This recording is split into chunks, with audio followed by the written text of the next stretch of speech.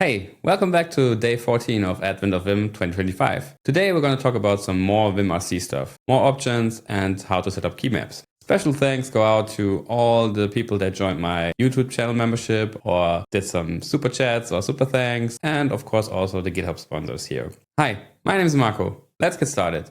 So here we are back again in the vimrc file we started to create in the last episode. We already set up the hybrid line numbers here. So with the relative numbers for the other lines and the actual number for the line we're currently on. In this video, we'll add some file type plugin settings, some tab and indentation settings. Then we'll talk about some search settings. Also, we're going to set up the mouse. I know, but sometimes it's useful. Some other stuff I like, and we're going to talk about color schemes a little bit. Also, we're going to cover how to set up key mappings, because I think this is one of the most important things, how you can customize your Vim setup here to make you a little bit more productive.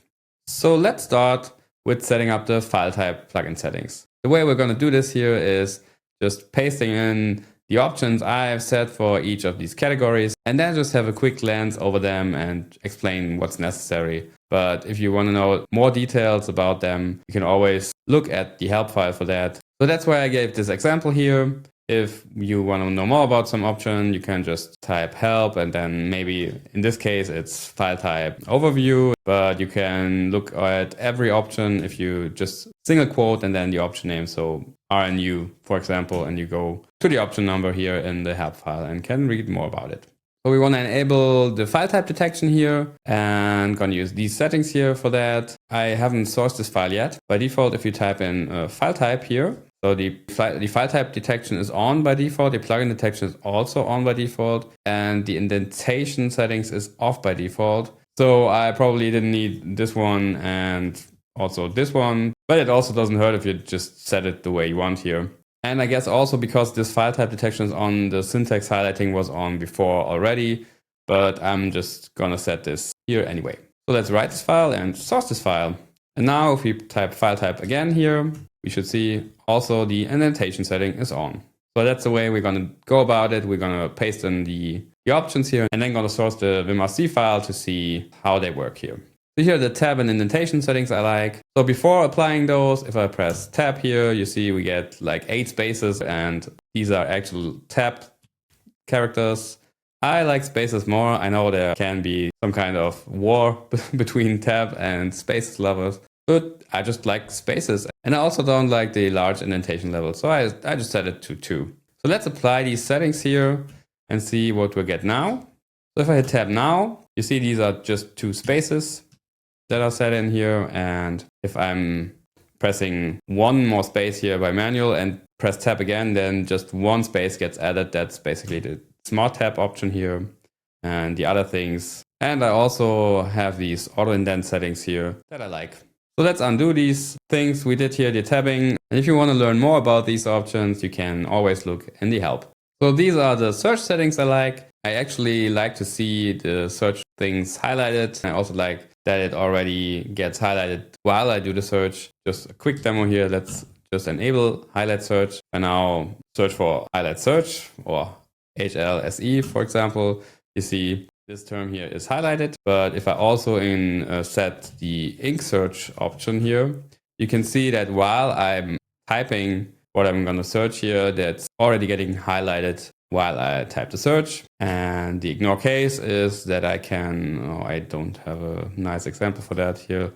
Let's say we want to search for mouse. If I now search for mouse without the setting enabled, I won't match the line with the uppercase U. But if I set ignore case, then if I type in mouse here, then this matches. But if you set the smart case also, then if I would search for mouse, this would work. But if I have this capital E at the end, this doesn't match, because then the case sensitivity kicks in again. So this would still match this and still this, but not something like mouse. So in this case, I just explained every of the options here, but I just wanted to demonstrate this really quick here. So I also already set this up manually, but I'm just going to source it anyway.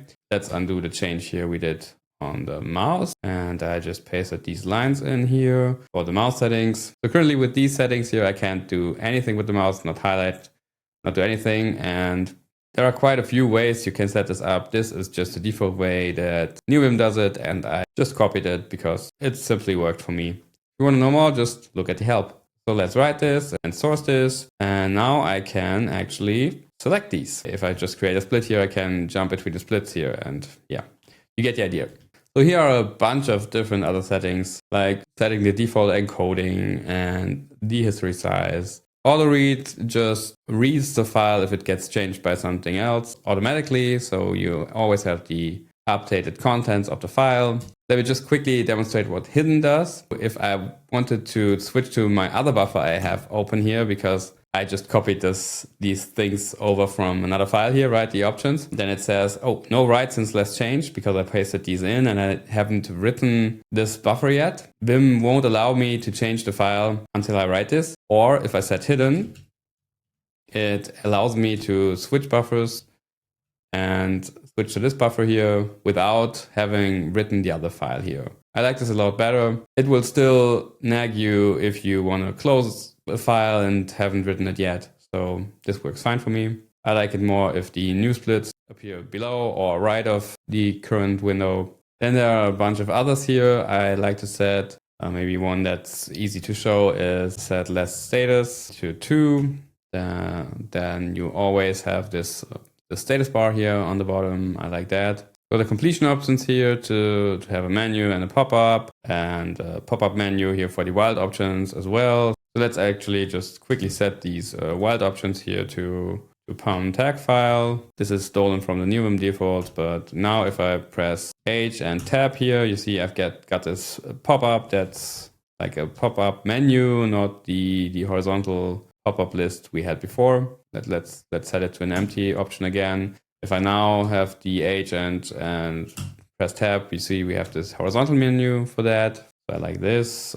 This defines the maximum height of some pop-up menu, some join options, some session options, some tags options. Nothing really special, but I like the way neovim works default-wise, and most of them are just copied from the neovim default. Switch back to the other file here. So for colors, I actually like Tokyo-Night everywhere, and usually I also install this for Vim. Right now we have the default color scheme, but I haven't done the background setting here to dark. It looks a little bit different than with some dark background that I got from the terminal theme I have here. I have Tokyo-Night as a terminal theme also, so that's what it looks like with the default scheme. But I actually also like this Habermax, I don't know how you pronounce it, theme, but it doesn't work quite well if you have Tokyo-Night as a color scheme for your terminal, because we have this border around that. I don't like that, but otherwise I really like this theme also. So maybe if you want to do some default theming, use this. But for now, let's just go back to the default color scheme here. I'm also gonna delete this, but the background setting I'm gonna do. So I'm gonna write and source this. I also didn't source after we put in this other stuff, I guess, but now this all should be enabled. Also, I forgot something here. I like to set cursor line, I guess is the option. So let's just source this again. And you see we have some indication which line you have actually selected here. In Tokyo-Night, it's just like the background color is slightly off or slightly changed to the default one. So I like the look of that, but in the default color scheme, I actually don't like it that much. So let's just get rid of this here and let's unset this option here. Let's talk about mappings, and I mean key mappings, and how you set them up. I just pasted this one in here. Let's just go over this for explaining it a little bit more. So as a quick explanation here, the first thing is the mode, which we map for. So N stands for normal mode. So this mapping is available in normal mode after that. The no re here means that we don't want to do a recursive mapping. And map is the actual thing we want to do here, right? We want to map some key to something else. Next interesting thing here is this leader thing here. That means you actually have a special key here that you can use as a leader key, followed by another key. This makes up our left-hand side of this keybind. And then there comes a space, and all that's left on the right-hand side here is the complete command we trigger with this key binding here, or key mapping.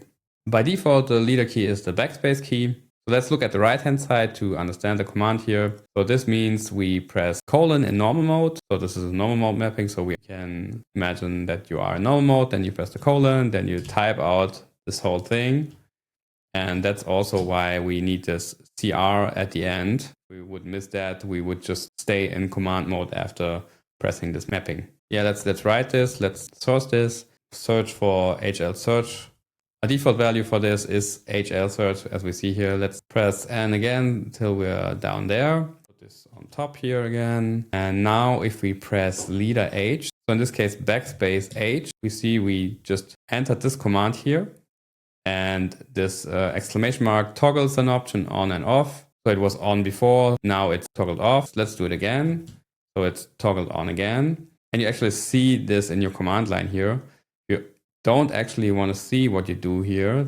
So what you do in the keybind, let's go back here. And you can add a silent in front of this. Let's write this and source this again. And now if you press backspace H, we see the function actually happens. So the thing happens, but we don't have anything here in our command line showing up. And if you don't want to have the backslash as a leader key, first of all, you have to specify a map leader. So this is a global variable, and I'm just going to specify this as a space here and write this and source this. And now if I press space H, this is actually the leader key for me, and this works with this binding here, with this mapping. So I highly encourage you to look at the help for that. Map commands here. There you get an overview about the complete mapping thing. So if you don't give it any mode here, like this one, you map for every mode, you map recursively, and yeah, the key mapping works everywhere basically. So you can see there are many options here, many mapping commands, and also here the no remap things. So many commands here. Just know basic structure here was the first thing here sets the mode, then you have the no re for non-recursive. That's the thing you want to have most of the time. And then you have the map at the end here. Then you have the silent modifier thing here that you can put in front of your left-hand side, right-hand side thing. Then you get the left-hand side. So that's actually the keys you press. And the right-hand side is everything after this space here. And that's actually the thing you want to make happen with the keybind. So here are some basic mappings that I like to use.